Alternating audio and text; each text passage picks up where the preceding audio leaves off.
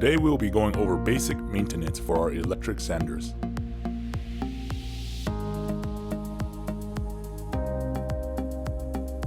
Let the sandpaper do the job and do not press hard on the sander.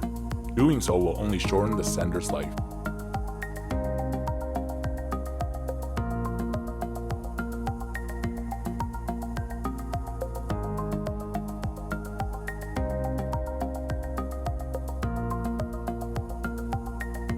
Remove the pad.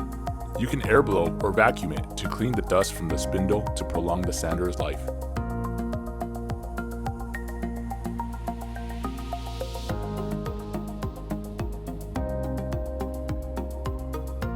Make sure to turn off the tool before unplugging.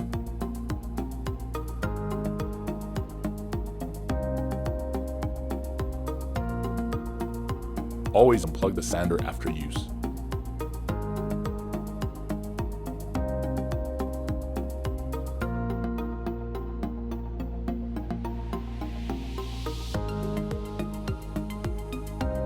For more info, please visit our website at airvantagetools.com. Thanks again for watching.